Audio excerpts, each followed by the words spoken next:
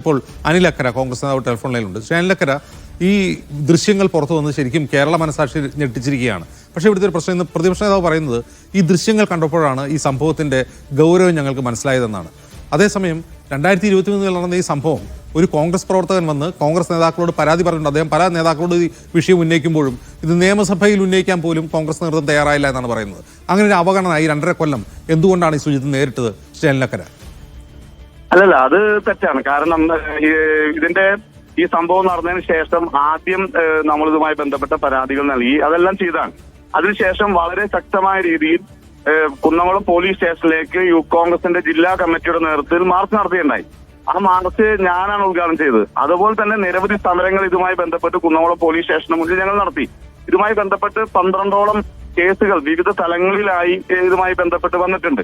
പക്ഷേ നമ്മുടെ മുന്നിലുണ്ടായിരുന്ന ഒരു പ്രധാനപ്പെട്ട പ്രശ്നം എന്ന് പറയുന്നത്, ഞങ്ങൾ നിയമപരമായി ഇതിന്റെ CCTV ദൃശ്യങ്ങൾ തുടങ്ങിയ വിഷയങ്ങളുമായിട്ടാണ് ഞങ്ങൾ മുന്നോട്ട് പോയത്. നമുക്കറിയാലോ, 2021 മുതൽ ഉള്ള ഈ കാലഘട്ടം എന്ന് പറയുന്നത് ഞങ്ങളുടെ ജില്ലയെ സംബന്ധിച്ചോളം ചെറിയ സംഘടനാപരമായി ചില വീക്കായ ഒരു സമയമായിരുന്നു. പക്ഷെ അതുകൊണ്ട് തന്നെ ഞങ്ങൾ അതിന്റെ നിയമപരമായ കാര്യങ്ങളിലേക്ക് പോവുകയും തുടങ്ങിയ കാര്യങ്ങളാണ് ഞങ്ങൾ സ്വീകരിച്ചത്. ഇപ്പൊ ഇതിനകത്തെ പ്രശ്നം, ഇത് കഴിഞ്ഞ കാലങ്ങളേക്കാൾ വ്യത്യസ്തമായി ഇന്നലെ മുതൽ ഈ വിഷയത്തിൽ സർക്കാർ എന്ത് ചെയ്തു എന്ന ചോദ്യമാണ് ഞങ്ങൾ ചോദിക്കുന്നത്. ഇത് വളരെ കൃത്യമായി CCTV ഉൾപ്പെടെയുള്ള കാര്യങ്ങളിൽ ക്രൂരമായ മർദ്ദനം പോലീസ് സ്റ്റേഷന് ഉള്ളിൽ നടക്കുന്ന സമയത്ത് ഇന്നലെ തന്നെ സംസ്ഥാന ആഭ്യന്തര വകുപ്പ് സെക്രട്ടറി കൃത്യമായി ഇതിനകത്ത് കേസെടുക്കാൻ പറയേണ്ടായിരുന്നു. കേസ് ആർക്കൊക്കെ എതിരെടുക്കണം എന്ന ചോദ്യമാണ്. ഇത് അടിച്ച ഉദ്യോഗസ്ഥന്മാർക്ക് മാത്രമല്ല, അവിടെ ഈ ദൃശ്യം പിന്നീട് കണ്ട SHO, അവിടുത്തെ സ്റ്റേഷൻ ഹൗസ് ഓഫീസർ, ഈ CCTV വെക്കുന്നത് പരിശോധിക്കാൻ വേണ്ടിയാണല്ലോ.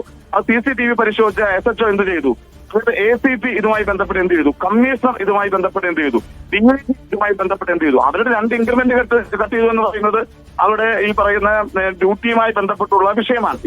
അതും സർക്കാർ സർവീസിന്റെ മാനദണ്ഡത്തിന്റെ ഭാഗമായിട്ടാണ്. ക്രിമിനൽ ഒഫൻസ് സർക്കാർ സർവീസ് ചട്ടത്തിന്റെ ഭാഗമായിട്ട് വരുന്നതല്ല. ഒരാളുടെ ജീവന് സംരക്ഷണം, സ്വത്തിന് സംരക്ഷണം നൽകേണ്ട പോലീസ് അവന്റെ ജീവനും സ്വത്തും കവർന്നെടുക്കാൻ നടന്ന സംഭവം പോലീസ് സ്റ്റേഷന്റെ മുന്നിൽ ഉള്ളിലകത്ത് നടന്നിരിക്കുന്ന സാഹചര്യം ഉണ്ടായിരിക്കുകയാണ്. അപ്പൊ അതുമായി ബന്ധപ്പെട്ടുകൊണ്ട് വളരെ ഗുരുതരമായ ഒരു കുറ്റകൃത്യം നമ്മുടെ ആഭ്യന്തര വകുപ്പിന് കീഴിലുള്ള ഒരു പോലീസ് സ്റ്റേഷനകത്ത് നടന്നിട്ട് സർക്കാർ എന്ത് ചെയ്തു എന്ന, ഇനി 24 മണിക്കൂറിനകത്ത് എന്ത് ചെയ്തു എന്ന ചോദ്യമാണ് നമ്മുടെ മുന്നിലുള്ളത്. അത് ആലോചിക്കാൻ വേണ്ടിയാണ് KPC പ്രസിഡന്റ് ഏതാനും നിമിഷങ്ങൾക്കകം തൃശ്ശൂരിൽ വരും. ഞങ്ങൾ സുജിത്തുമായി ഞങ്ങൾ ഇവിടെ കാത്തിരിക്കുകയാണ്. ഞങ്ങൾ ശക്തമായ സമര പരിപാടികൾ, ഞങ്ങൾ കഴിഞ്ഞ കാലങ്ങളെ കുറിച്ചൊന്നും നമ്മളെ ബോധവാന്മാർ ഞങ്ങൾ ശ്രദ്ധിക്കുന്നില്ല. കാരണം ഇന്നലെ മുതലാണ് ഇതിന്റെ ഭീകരത്വം നമുക്ക് മനസ്സിലായത്, പൊതുസമൂഹം കണ്ടത്. എനിക്കത് നേരത്തെ അറിയുമായിരുന്നു. ഞാൻ തുടക്കത്തിൽ ഈ കേസിന്റെ കൂടെ ഫോളോ ചെയ്തിരുന്ന ആളാണ്. അപ്പൊ സ്വാഭാവികമായും ശക്തമായ സമരത്തിലേക്ക് ഞങ്ങൾ പോകും. ഒരു വിട്ടുവീഴ്ചയില്ലാത്ത സമരത്തിലേക്ക് പോകും. ഈ പോലീസ് ഓഫീസർമാർ ജോലി ചെയ്യുന്ന എല്ലാ പോലീസ് സ്റ്റേഷനിലേക്ക് ഞങ്ങൾ മാർച്ച് നടത്തും. ഇവിടെ വീടിന്റെ മുന്നിലേക്ക് ഞങ്ങൾ മാർച്ച് നടത്തും. ഇവരെ സർവീസിൽ നിന്നും മാറ്റി നിർത്തുന്നത് വരെ ഈ സമരവുമായി ഞങ്ങൾ മുന്നോട്ട് പോകും. ക്രിമിനൽ കേസ് എടുക്കണം. സുജിത്തിന് 1 കോടി രൂപയെങ്കിലും സംസ്ഥാന സർക്കാർ നഷ്ടപരിഹാരം നൽകേണ്ട നിയമപരമായ നടപടിയിലേക്ക് ഞങ്ങൾ പോവുകയാണ്.